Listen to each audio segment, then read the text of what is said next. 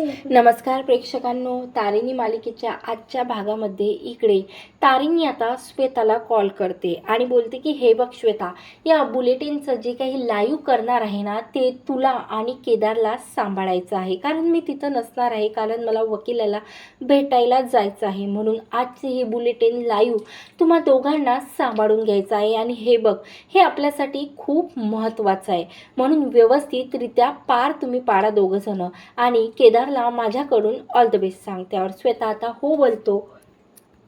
तर इकडे मात्र दुसरीकडे आता लगेच युवराजला भेटण्यासाठी डॉक्टर कामत सोबत गेलेली असते, ती म्हणजे निशी.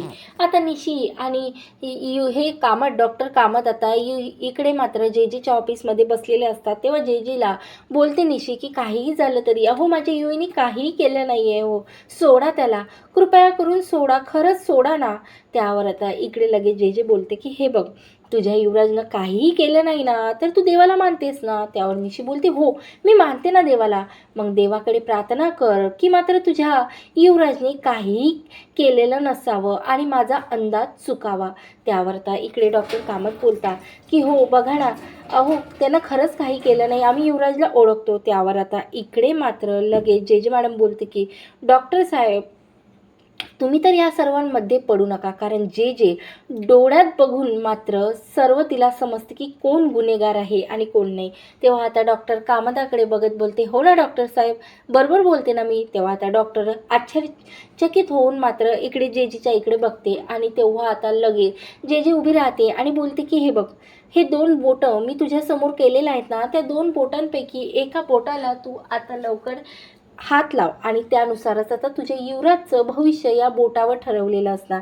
त्यावर आता एक लगेच निशी जेजेच्या एका बोटाला पकडते आणि बोलते की हे बोट. तेव्हा जेजे बोलते की अगं तू रॉंग बोट पकडलेलं आहेस, माझं हे नाही आहे, हे म्हणजे वरचं बोट आहे. त्यावर निशी आता पुन्हा जेजेचं दुसरं बोट पकडण्यासाठी जातं. तेव्हा जेजे बोलते की नाही, आता मात्र टाईम संपलेला आहे. आणि त्यावर इकडे निशी बोलते की आता लगेच जेजेचा हात हातात घेऊन बोलते की खरंच मॅडम, मला काहीही झालं तरी काही सेकंदासाठी का होईना जेजेला भेटू द्यावं, म्हणजे युवराजला भेटू द्या मॅडम खरंच.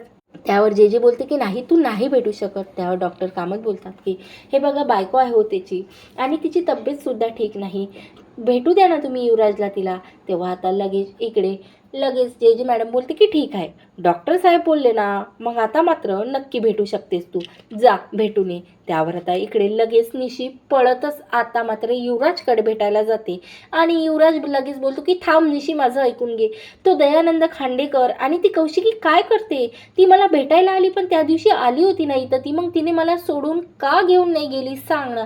त्यावर निशी बोलते की मला माहिती नाही, ती दिवसभर वकिलांशी बोलते पण नेमकं काय बोलते खरंच मला माहिती नाही. त्यावर आता युवराज बोलतो की तुला माहिती नाही तर माहिती करून घे निशी आणि सांग त्यांना. त्यावर आता लगेच एक पोलीस हवालदार येतो आणि बोलतो की बाद झालं मॅडम, तुम्हाला बोलायला सांगितलं म्हणून का तुम्ही दिवसभर बोलतच राहणार का, चला आता. त्यावर आता लगेच इकडे युवराजच्या चेहऱ्यावरतून हात फिरतून आता निशी बोलते की स्वतःची काळजी घ्यावी. त्यावर आता तिथून निशी निघून जाते आणि सरळ खांडेकरांच्या घरी. तर इकडे आता लगेच युवराज बोलतो की खरंच ना, मला इथून एक वेळ बाहेर निघू द्या कौशिकी खांडेकर आणि दयानंद खांडेकर, मग तुम्हाला सांगते. तर इकडे मात्र सर्व तयारी झालेली असते आणि मात्र आता इकडे लाईव्ह अशी न्यूज आता केदार युवराज कसा मात्र दोषी नाही आहे, आणखीन त्याला पोलिसांनी दोषी ठरवलेलं नाही आहे हे सिद्ध करण्यासाठी आता लाईव्ह न्यूज देणार असते. आणि मात्र आता इकडे सर्व तयारी झालेली असते. तेवढ्यातच आता इकडे लगेच लाईव्ह न्यूज देण्यासाठी आता चेअरवरती केदार बसतो आणि मात्र त्याला खूप भीती वाटत असते की खरंच काय बोलायचं. त्याला सर्व काही आठवत असतो की खरंच आज आपण किती खोटं बोलणार आहे, पण दयानंद म्हणजेच त्याच्या बाबांनी त्याच्यावरती किती विश्वास ठेवून ही जिम्मेदारी दिलेली आहे असं त्याला वाटत असते.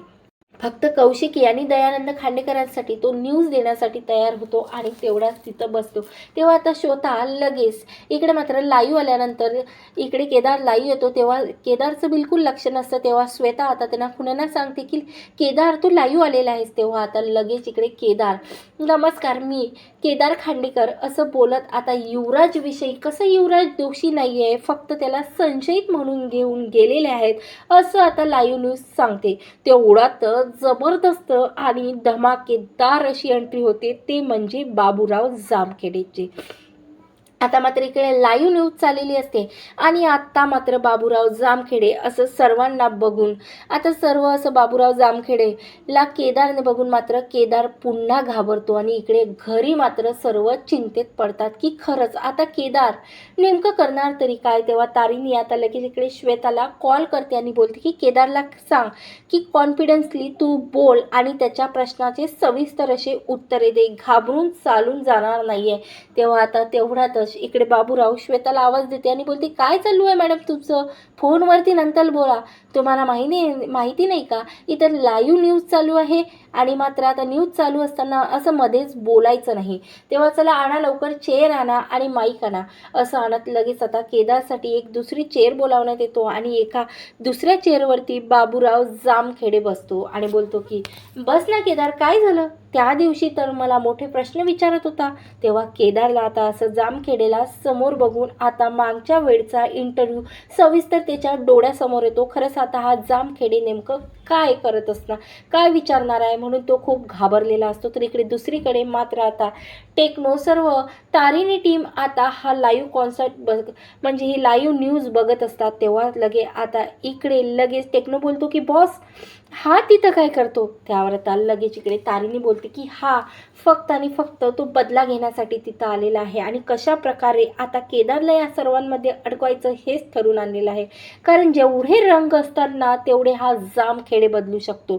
त्यावर आता इकडे लगेच टेक्नो बोलतो की म्हणजे इकडे हा टेक्नो बोलतो की युवराजला तर हा जामखेडे चांगलंच ओळखतो आणि या दोघांचे संबंध आहेत हे सुद्धा याला माहिती आहे.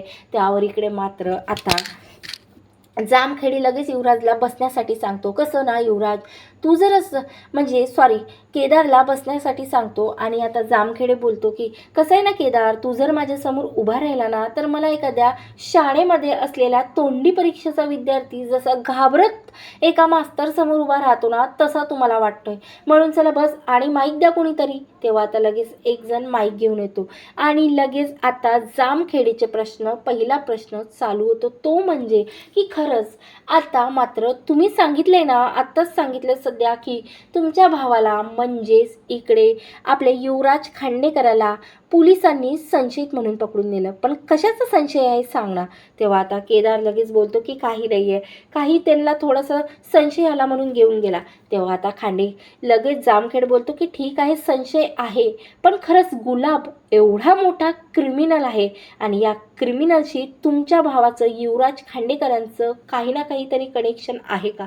तेव्हा आता केदार काही विचार करत नाही आणि लगेच इकडे जामखेडेला हो उत्तर देतो. तेव्हा आता जामखेडे बोलतो की संपलं आता सर्व.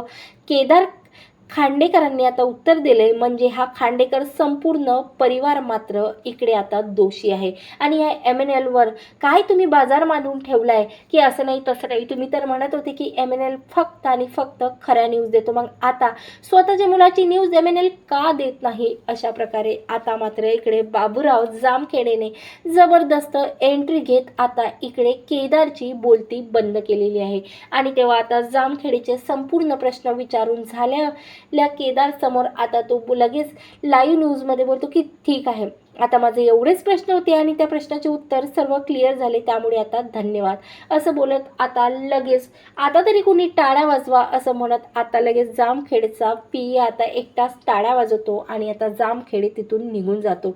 अशा प्रकारे आता दुसरीकडे तारिणी मात्र घाबरते आणि बोलते की आता खरंच माझ्यामुळे आतापर्यंत घरामध्ये एवढे प्रॉब्लेम येत होते आणि आता केदारने हे सर्व उत्तरे दिले नाहीत तर आता मात्र खरंच घरात काय वादळ येणार ना यात आपण जाणू शकत नाही. तर आता दुसऱ्या दिवसच्या स्पॉइलर एपिसोडमध्ये असं दाखवण्यात येतं की इकडे मात्र आता लगेच केदारला कौशिकी खूप रागात कॉल करते आणि बोलते की केदार काय झालं, तू त्यांच्या प्रश्नाची उत्तरे का दिली नाहीत. खरंच आता घरच्यांना सुद्धा खूप प्रश्न पडले म्हणून त्या प्रश्नाची उत्तरे देण्यासाठी आताच्या आत्ता घरी ये. आता लगेच कौशिकीचं कॉल ठेवल्यानंतर मात्र इकडे केदारला खूप टेन्शन आलेलं असतं. आणि अशीच अपडेट बघण्यासाठी तारिणी मालिकेचे आताच माझ्या या नवीन चॅनलला सबस्क्राईब करा. व्हिडिओ आवडल्यास लाईक करा. धन्यवाद. जय गजानन.